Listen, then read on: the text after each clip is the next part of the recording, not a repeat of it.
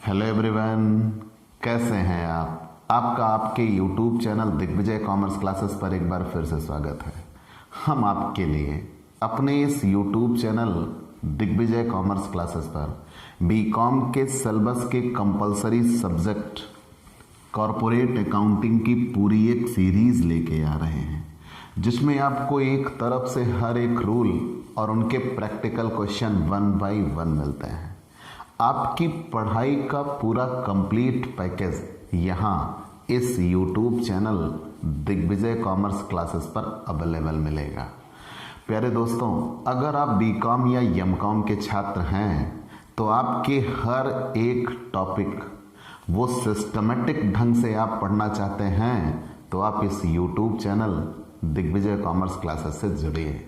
हमारे इस YouTube channel Digvijay commerce classes को सब्सक्राइब करिए, शेयर करिए, बेल आइकन दबाइए ताकि आपको हमारे लेटेस्ट वीडियोस के अपडेट मिल सकें। आपकी पढ़ाई एक प्रॉपर वे में कराई जाएगी।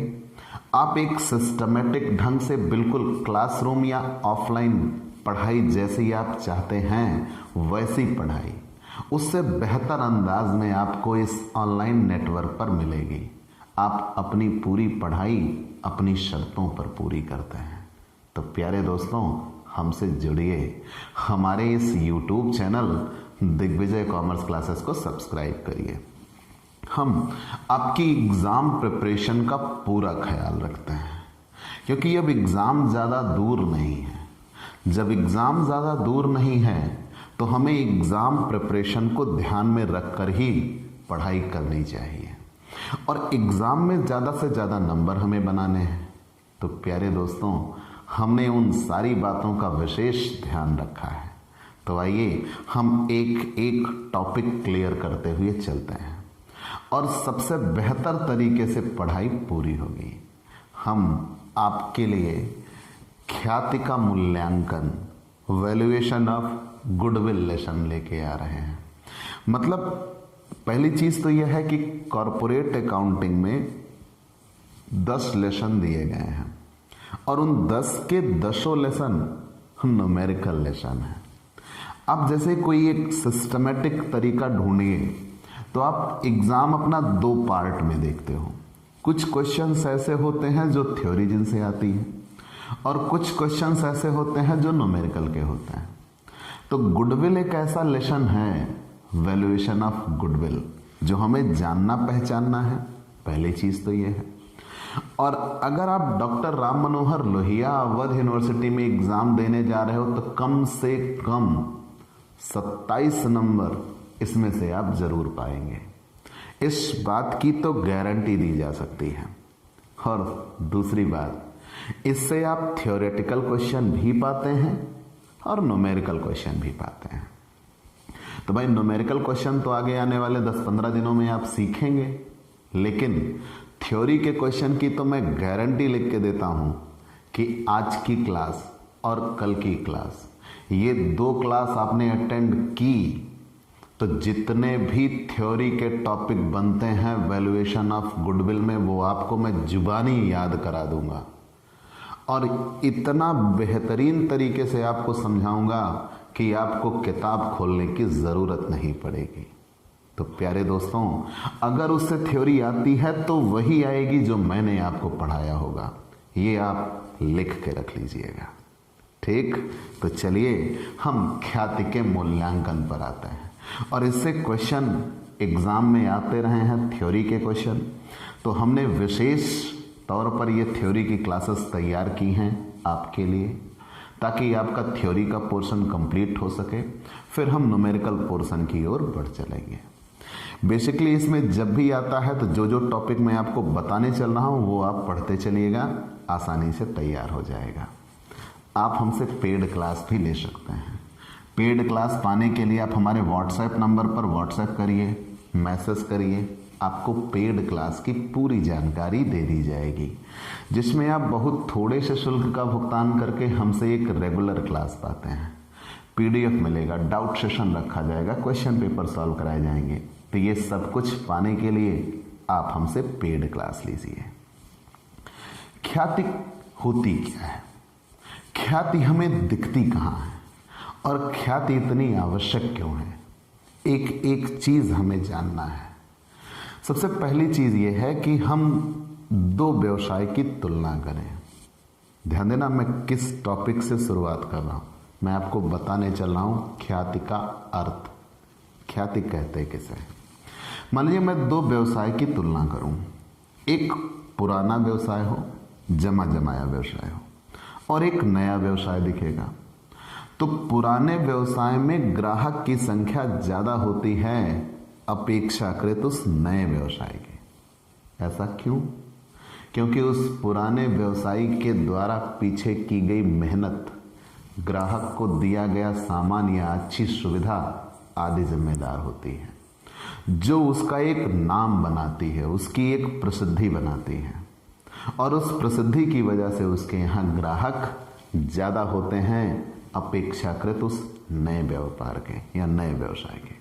तो मैंने आपसे क्या कहा कि अगर हम दो व्यवसाय की तुलना करते हैं, एक पुराना जमा जमाया व्यापार हो और एक नया व्यापार हो, तो पुराने व्यापार में ग्राहक की संख्या ज्यादा होगी अपेक्षाकृत उस नए व्यापार के। जब पुराने व्यापार में ग्राहक की संख्या ज्यादा होती है तो वो ज्यादा लाभ भी कमाते हैं अपेक्षाकृत उस नए व्यापार के।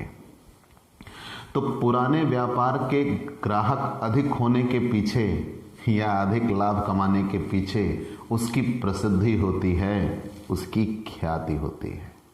ठीक, जो उसके यहाँ ग्राहकों को ज्यादा से ज्यादा मात्रा में खींच के ले जाती है, उसे ही हम ख्याति कहते हैं, प्रसिद्धि कहते हैं। कंफर्म? आप यहीं से लिखना शुरू करिएगा। मैंने ये कहा कि आप दो व्यापार की तुलना कर लीजिए, एक पुराना व्यापार होगा, एक नया व्यापार होगा। तो पुराने व्यापार में ग्राहक की संख्या ज्यादा होगी अपेक्षाकृत उस नए व्यापार के, क्योंकि पुराने व्यापारी द्वारा ग्राहकों के लिए अच्छे किस्म के सामान दिए गए होंगे, ग्राहकों को सुविधा पहुंचाई गई होगी, तो ग्राहकों के निगाह में उसका एक नाम है, उसकी एक प्रसिद्धि है, उसकी एक रेपुटेशन है, और वो प्रसिद्धि उसके यहाँ अतिरिक्त ग्राहक खींच के लाने के लिए जिम्मेदार होती है, और उसकी वजह से वो अधिक से अधिक लाभ भी कमाता है। तो उसके ज्यादा लाभ कमाने के पीछे उसकी ख्याति होती है। कंफर्म? तो ख्याति उसकी प्रसिद्धि कहलाती है।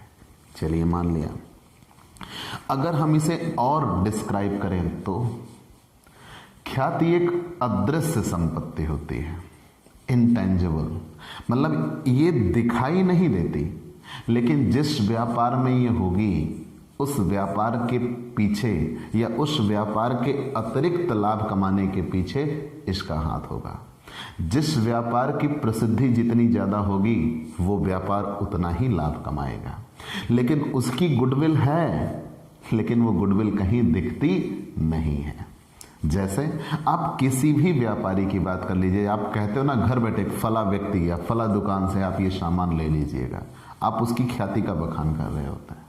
ठीक, तो मैंने ये कहा ख्याति एक अदृश्य या जिसे कॉमर्स की भाषा में अमूर्त संपत्ति बोलते हैं, इंटेंजिबल, जिसे देखा और छुआ नहीं जा सकता, सिर्फ महसूस किया जा सकता है। ये जिस व्यापार में होगी उस व्यापार के अतिरिक्त लाभ कमाने के पीछे जिम्मेदार होगी, लेकिन हम इसे देख नहीं सकते। जैसे व्यापार में मशीनरी है, बिल्डिंग है, आपने फर्नीचर वगैरह लगाया है, वो दिख रहा है, लेकिन व्यापार में सबसे बड़ा रोल गुडविल का होता है और वो कहीं दिखती नहीं है, सिर्फ हम उसे महसूस कर सकते हैं। मतलब ख्याति एक अदृश्य अमूर्त संपत्ति है जिसे देखा और छुआ नहीं जा सकता, सिर्फ महसूस किया जा सकता है, और ये जिस व्यापार में होगी उस व्यापार के अतिरिक्त लाभ कमाने के पीछे जिम्मेदार होगी। क्लियर? चलिए ये मान लिया। और ख्याति एक अस्थाई संपत्ति होती है। अगर किसी की प्रसिद्धि बनी है तो रातों रात बिगड़ने वाली नहीं है, तो हम ये मान के चलते हैं कि ये कई वर्षों तक उसके साथ बनी रहेगी। चलिए, तो हमने आपको बताया ख्याति का अर्थ क्या है। ठीक, अब अगर ख्याति के अर्थ में कहीं आपको कोई दिक्कत हो तो हमें जरूर बताइएगा, हम आपको क्लियरली समझाएंगे। तो मैंने आपसे क्या कहा, आप एक फ्लैशबैक मोड में चलिए। ख्याति कहते किसे हैं? तो मैंने यहीं से शुरुआत की कि आप दो व्यापार की तुलना करिए। जब आप दो व्यापार की तुलना करते हो तो एक व्यापार जिसकी अभी अभी जस्ट स्थापना हुई है, नया व्यापार है, और एक पुराना व्यापार जो पहले से स्थापित है, जमा जमाया व्यापार है। तो जो पहले से स्थापित व्यापार है उस व्यापार में ग्राहक की संख्या ज़्यादा होगी अपेक्षाकृत उस नए व्यापार के। ऐसा क्यों? क्योंकि उस पुराने व्यवसायी ने ग्राहकों के लिए अच्छी सेवाएं दी हैं, अच्छी वस्तु दी है, और उन्होंने उनके लिए जब बेहतर बातें बनाई तो उनके लिए एक प्रसिद्धि बन गई, नाम बन गया, और वही नाम या प्रसिद्धि उनके यहाँ ज़्यादा से ज़्यादा ग्राहक लाने के पीछे जिम्मेदार होगी, और अधिक ग्राहक आएंगे तो अधिक से अधिक वो लाभ कमाएंगे। तो जो पुराना व्यापार होता है वो अधिक लाभ कमाता है, उसके पीछे उस व्यापार की प्रसिद्धि होती है, गुडविल होती है। चलिए मान लिया। तो ख्याति एक अस्थाई संपत्ति है, फिक्स्ड एसेट्स, और ख्याति एक अमूर्त संपत्ति होती है जिसे देखा और छुआ नहीं जा सकता, सिर्फ महसूस किया जा सकता है। हाँ, ये जिस व्यापार में होगी उस व्यापार के अतिरिक्त लाभ कमाने के पीछे जिम्मेदार होती है। ख्याति बनती क्यों है? अगर हमारा व्यापार बेहतर स्थान पर है तो ख्याति बनेगी। हमारे व्यापार द्वारा निरंतर ग्राहकों के लिए अच्छी से अच्छी वस्तुएं बनाई गई हैं तो हमारे व्यापार की ख्याति बढ़िया होगी। हमने ग्राहक को ज़्यादा से ज़्यादा सुविधा दी है तो व्यापार की ख्याति बढ़िया होगी। अगर पिछले वर्षों से हम फायदे में हैं तो भी हमारे व्यापार का एक नाम बनता है। तो ये सब हमारे व्यापार की ख्याति होती है। ठीक, अब ख्याति के अर्थ की बात कर रहे थे तो मैंने ये कहा ख्याति एक अस्थाई संपत्ति है। ख्याति एक अस्थाई संपत्ति है, लेकिन इसे हम एक इंटेंजिबल एसेट्स कहते हैं। इंटेंजिबल एसेट्स क्यों कहते हैं? क्योंकि इसे देखा और छुआ नहीं जा सकता, सिर्फ महसूस किया जा सकता है। जैसे मैंने उदाहरण दिया ना कि व्यापार में मशीनें होंगी, फर्नीचर होगा, जमीन होगी, मकान होगा, हम उन्हें देख सकते हैं, उनका एक भौतिक अस्तित्व होता है। लेकिन ख्याति भी व्यापार में होती है, लेकिन ख्याति का कोई भौतिक अस्तित्व नहीं होता। लेकिन ध्यान रखिएगा, भौतिक अस्तित्व तो नहीं है तो फिर क्या ये कृत्रिम संपत्ति है, बनावटी? नहीं, ख्याति एक कृत्रिम संपत्ति भी नहीं होती। ये फिक्टिशियस एसेट्स नहीं है, इसे बेचकर नकदी में कन्वर्ट किया जा सकता है। अगर इसे बेचकर नकदी में कन्वर्ट किया जा सकता है तो ख्याति को हम एक कृत्रिम संपत्ति नहीं कहते। ठीक है, चलिए ये हमने इतना आपको बता दिया। तो मैंने आपसे क्या क्या बताया, आप फ्लैशबैक में चलते रहिए और तुरंत हम आगे बढ़ चलेंगे। दो व्यापार की तुलना करते हैं। एक व्यापार, जो नया व्यापार होगा उसमें ग्राहक की संख्या कम होगी, और जो पुराना व्यापार होगा उसमें ग्राहक की संख्या ज़्यादा होगी। तो पुराने व्यापार में जब ग्राहक की संख्या ज़्यादा होगी तो उसके अतिरिक्त लाभ कमाने के पीछे वो जिम्मेदार होगी, क्योंकि पुराने व्यापार के द्वारा ग्राहकों के लिए दी गई सुविधाएं, अच्छी वस्तुएं उपलब्ध कराई गई, उनका एक नाम, उनकी एक प्रसिद्धि बनाती है, और वही उनका नाम या प्रसिद्धि उनके यहाँ अतिरिक्त ग्राहक लाने के पीछे जिम्मेदार होती है, और वो अतिरिक्त लाभ कमाते हैं, और उसके पीछे उनकी ख्याति का हाथ होता है। ख्याति एक अदृश्य संपत्ति होती है, अमूर्त संपत्ति होती है, जिसे देखा और छुआ नहीं जा सकता, सिर्फ और सिर्फ महसूस किया जा सकता है। और ख्याति एक अस्थाई संपत्ति होती है, इसका कोई भौतिक अस्तित्व तो नहीं होता, ये कहीं दिखती नहीं है, लेकिन इसे बेचा जा सकता है, इसे नकदी में परिवर्तित किया जा सकता है, इसीलिए इसको फिक्टिशियस नहीं कहते। ठीक है, चलिए ये इतना तो हमने जान लिया। अब मान के चलिए ख्याति आपने बता लिया, परिभाषा क्या है? परिभाषा, ख्याति की परिभाषा। परिभाषा लॉर्ड लिंडले ने और लॉर्ड एल्डन ने, दो लोगों ने परिभाषा दी है। लॉर्ड लिंडले और लॉर्ड एल्डन। लॉर्ड एल्डन, ठीक, लॉर्ड लिंडले ने परिभाषा दी है और लॉर्ड एल्डन ने परिभाषा दी है। लॉर्ड लिंडले ने परिभाषा दी है ख्याति संबंधों एवं प्रसिद्धियों से होने वाला लाभ है। संबंधों एवं प्रसिद्धियों से होने वाला लाभ है।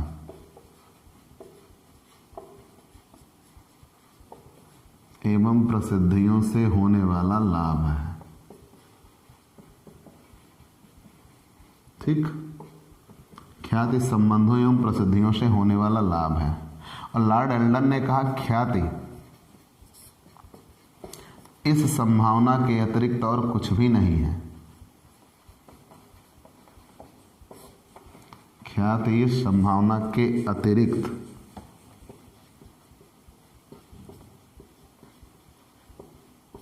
और कुछ भी नहीं है।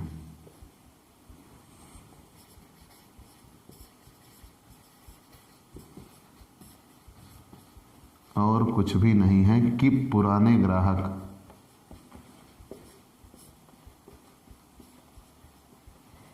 सदैव पुराने स्थान को चुनते हैं।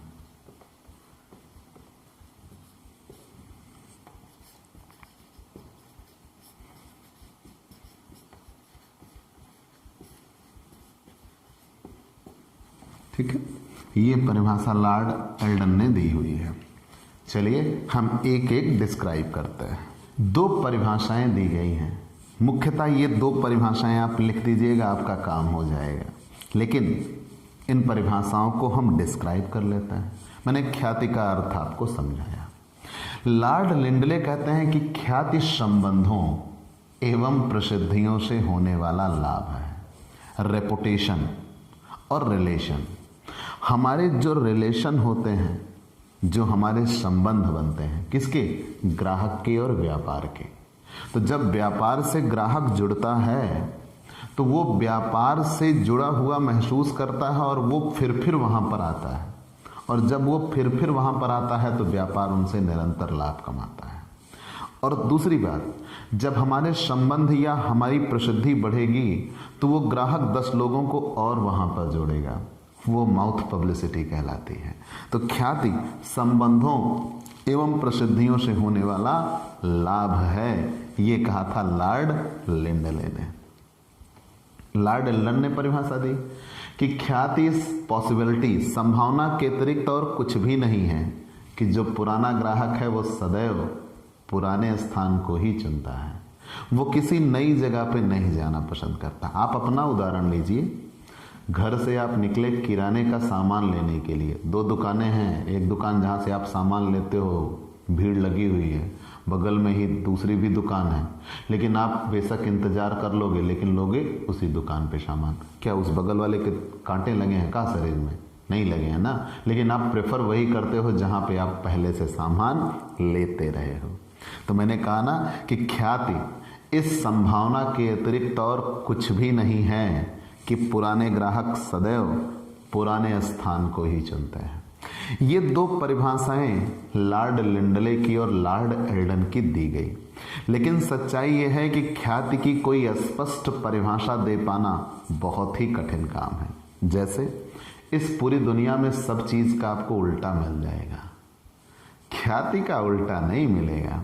कैसे? विलोम आप कह लीजिए। अब सोचिए, जो व्यक्ति अच्छा होता है उसे आप क्या कहते हो?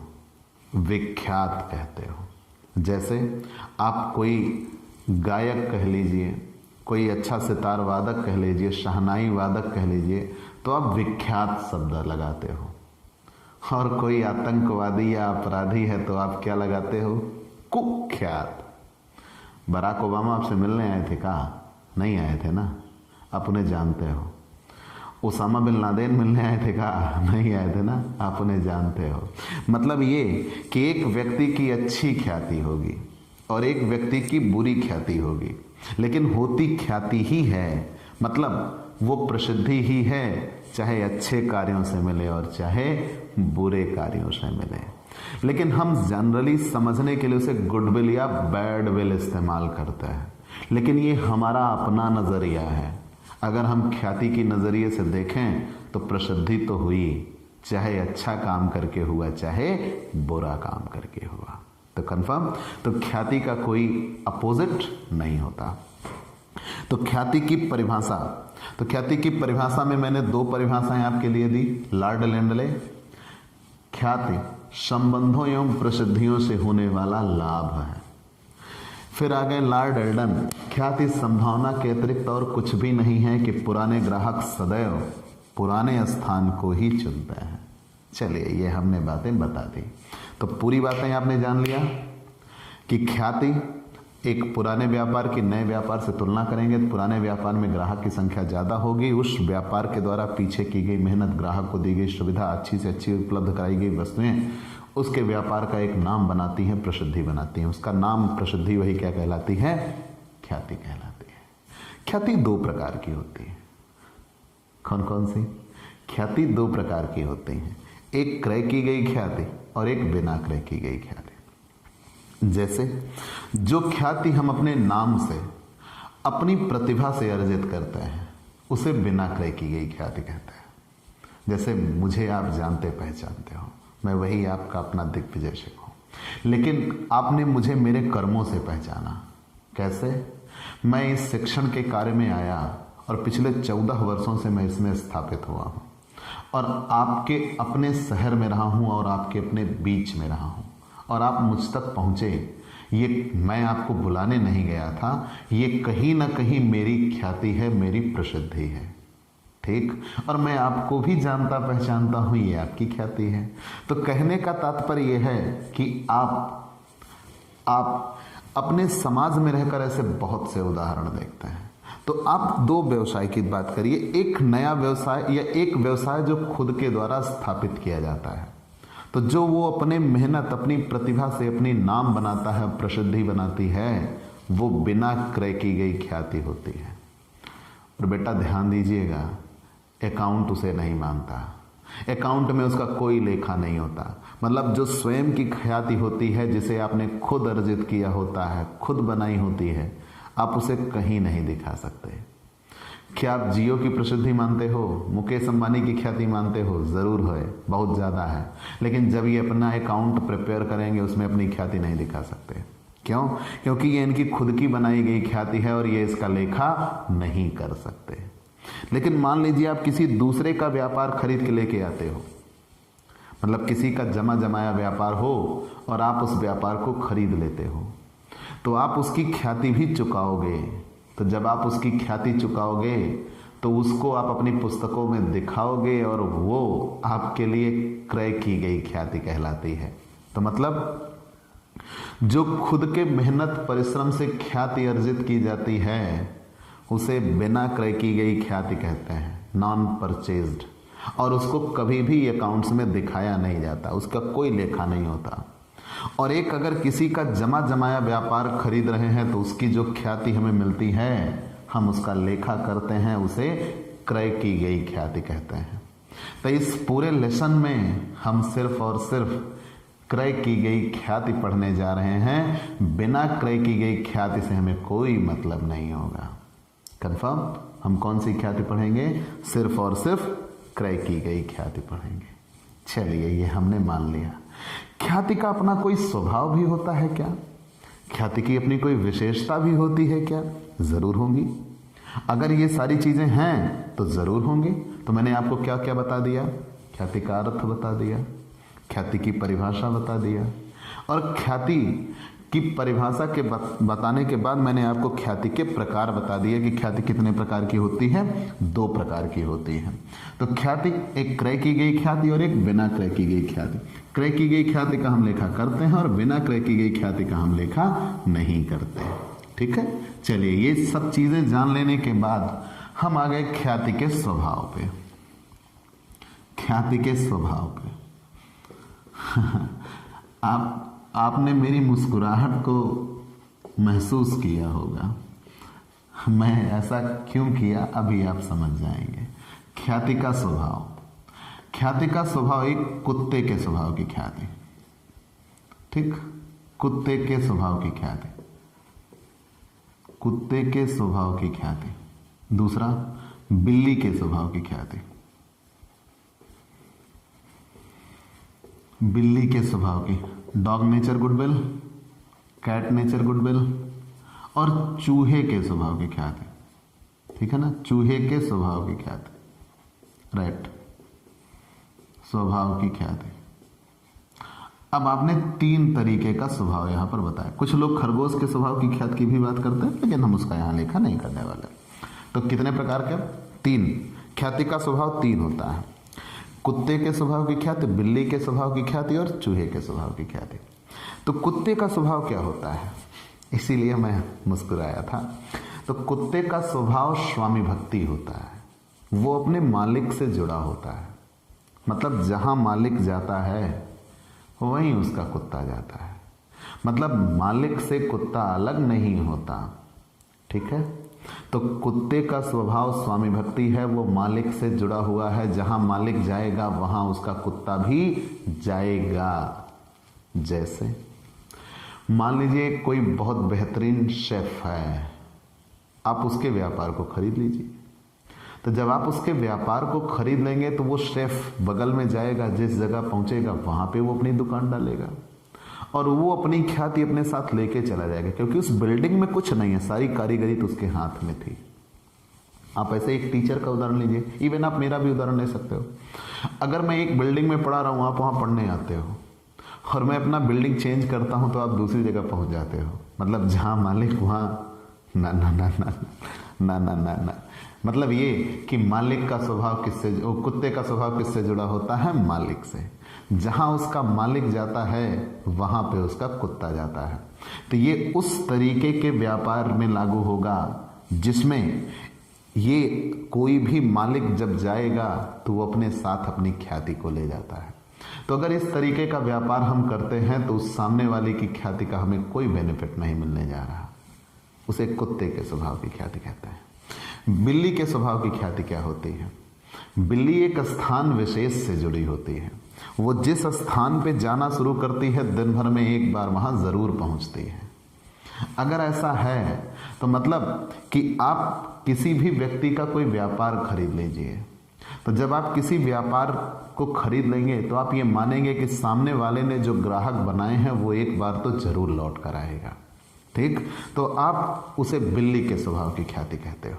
मतलब बिल्ली का स्वभाव स्थान से जुड़ा हुआ होता है, जो एक स्थान विशेष की ख्याति होती है।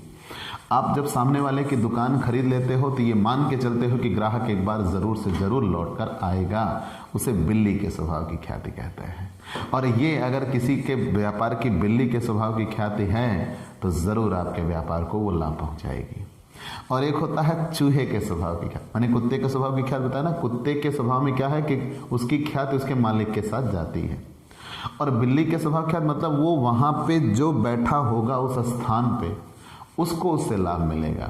वो इससे मायने नहीं रखते कि मालिक के तौर पर कौन बैठा है, वो उस स्थान पे जरूर से जरूर लौट के आते हैं, ठीक है। आप किसी दुकान आदि के बारे में ये उदाहरण ले सकते हो।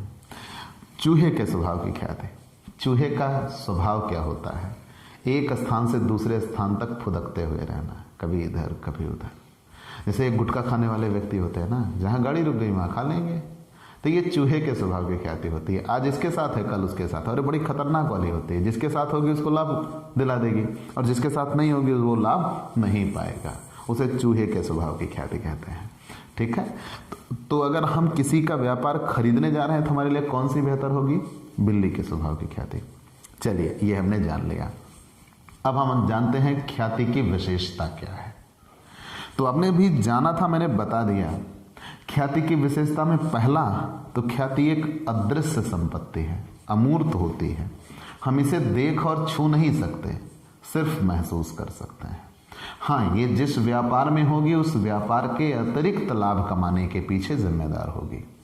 इसकी वजह से हम ज्यादा से ज्यादा लाभ कमाएंगे, लेकिन इसे देख नहीं सकते, छू नहीं सकते, इसका कोई भौतिक अस्तित्व नहीं होता। हम सिर्फ इसकी कल्पना कर सकते हैं। और इसके मूल्यों में निरंतर उतार चढ़ाव होते रहते हैं। क्या कहीं कभी ये देखते हैं कि किसी एक व्यक्ति की जितनी प्रसिद्धि बन गई वो कांस्टेंट बनी रहेगी? घट सकती है। इसके मूल्य में उच्चावचन अवश्य होते हैं। जिन व्यवसायों में अधिक लाभ होते हैं उनकी ख्याति बढ़ जाती है, और जिन व्यवसायों में कम लाभ होते हैं उनकी ख्याति कम हो जाती है, ठीक है। ख्याति उस समय मूल्यवान होती है जबकि संपूर्ण व्यवसाय विक्रय किया जाता है। मैंने पहले ही कहा, अगर हम किसी का जमा जमाया व्यवसाय खरीद रहे हैं, अगर उससे हम कोई एक संपत्ति खरीद रहे हैं तो हमें नहीं मिलती उसकी ख्याति, उसकी ख्याति तो उसके साथ है। अगर हम किसी का जमा जमाया व्यवसाय खरीद ले रहे हैं तो हमें उस व्यवसाय की पूरी ख्याति मिलेगी। कंफर्म। और अंत में ख्याति का एकदम ठीक मूल्य ज्ञात करना संभव नहीं होता। अब भाई किसी व्यक्ति की वजह से आप कितना लाभ कमा लोगे, एग्जैक्ट वैल्यूएशन नॉट पॉसिबल।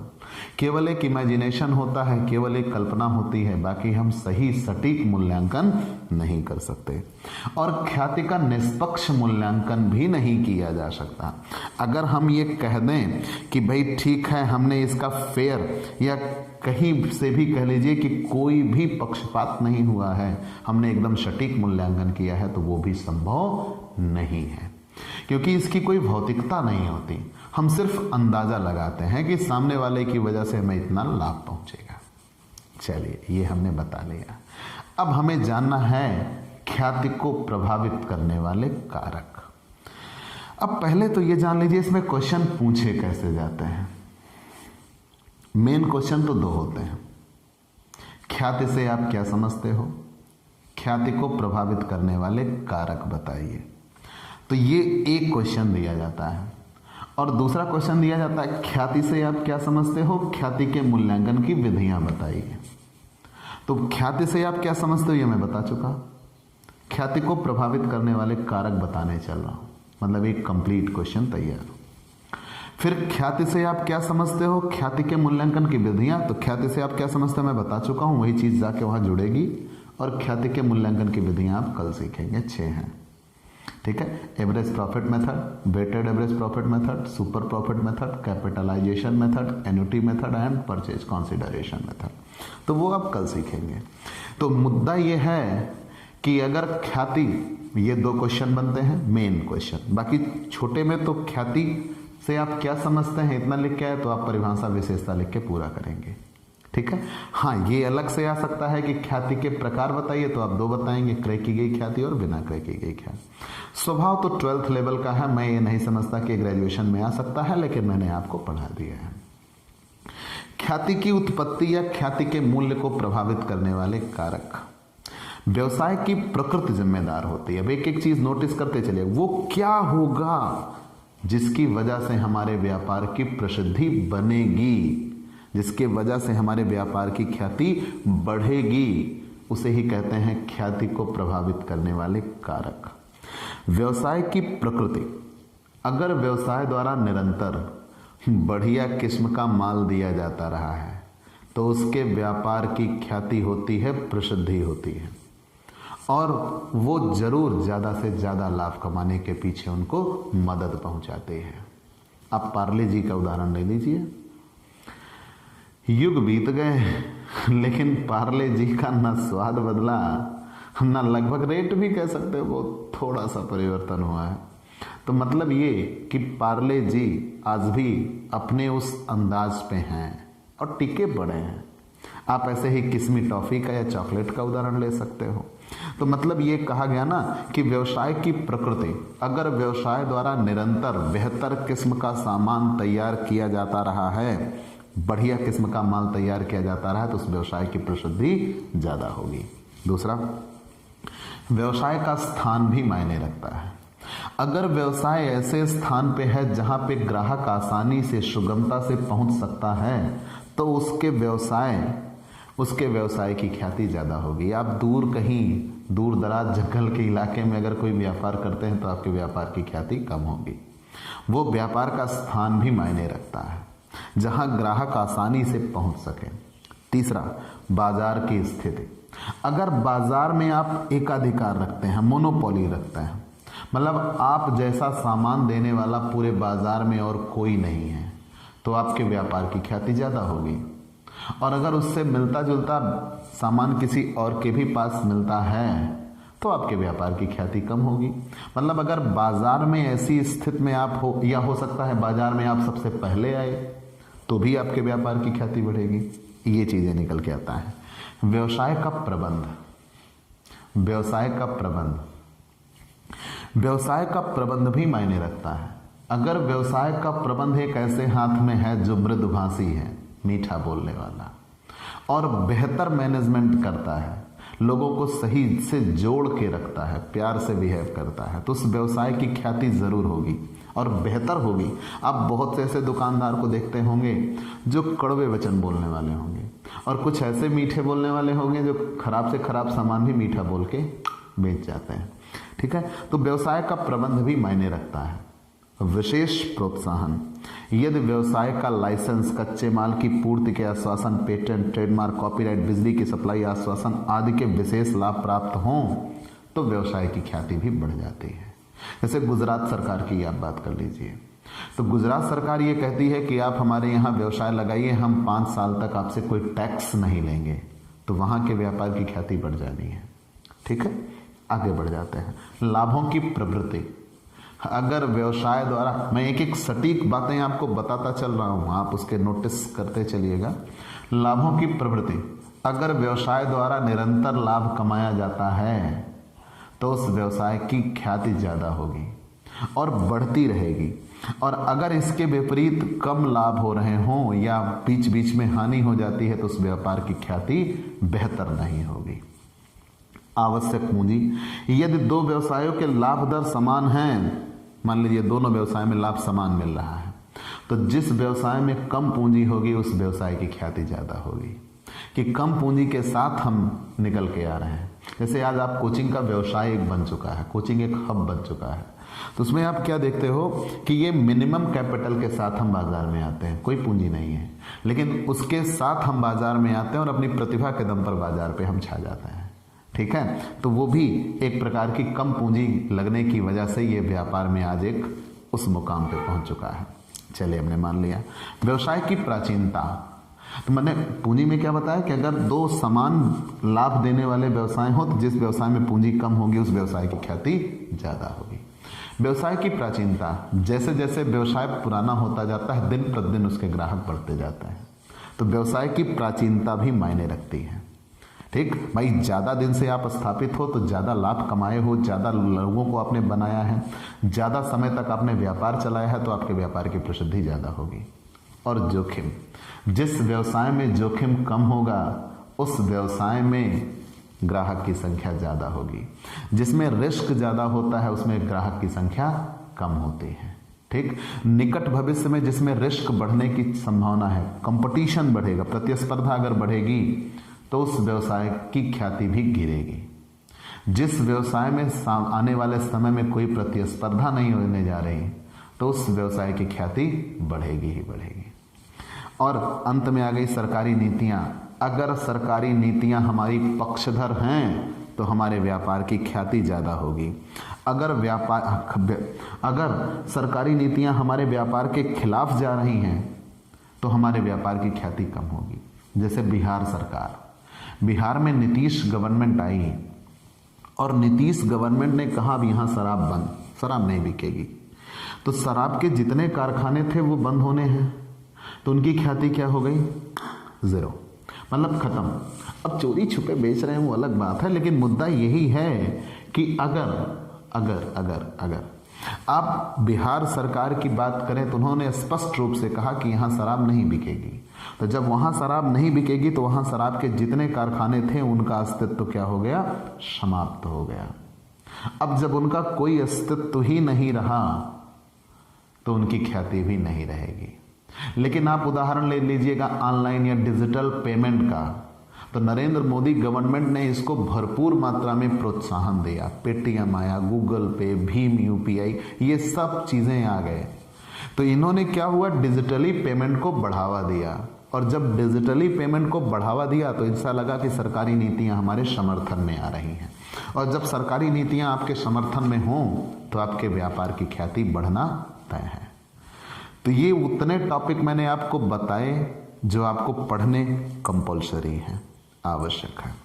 अब अगर आपने ये चीज़ें बताई तो अगर ये होंगे तो उसके वजह से आपके व्यापार का एक नाम बढ़ेगा, एक प्रसिद्धि बढ़ेगी, जिसकी वजह से आप ज़्यादा से ज़्यादा लाभ कमाओगे। तो प्यारे दोस्तों, ये इतना तो हमने आपको बता दिया, और अगली क्लास में आप सीखेंगे ख्याति के मूल्यांकन की विधियां। 6 विधियां हैं, हम उनके पहले फॉर्मूले आपको बताएंगे, फिर हम एक तरफ से प्रैक्टिकल क्वेश्चन पर आपको लेके चलेंगे। आप हमसे पेड क्लास ले सकते हैं। पेड क्लास पाने के लिए आप हमारे व्हाट्सएप नंबर पर व्हाट्सएप करिए, मैसेज करिए, आपको पेड क्लास की पूरी जानकारी दे दी जाएगी, जिसमें आप बहुत थोड़े से शुल्क का भुगतान करके हमसे एक रेगुलर क्लास पाते हैं। पीडीएफ मिलेगा, डाउट सेशन रखा जाएगा, क्वेश्चन पेपर सॉल्व कराए जाएंगे। तो ये सब कुछ पाने के लिए आप हमसे पेड क्लास लीजिए। और अगर नए जुड़े हैं तो सबसे पहले हमारे इस YouTube channel Digvijay commerce classes को सब्सक्राइब करिए, शेयर करिए, बेल आइकन दबाइए, ताकि आपको हमारे लेटेस्ट वीडियोस के अपडेट मिल सके। तो आज की क्लास में इतना ही। पढ़िएगा ज़रूर। मैंने चैलेंज के साथ कहा है, अगर थ्योरी आती है, जो कि निश्चित ही आएगी, तो यही आएगी जो मैंने आपको पढ़ाया है। तो चलते हैं दोस्तों, बाय बाय दोस्तों।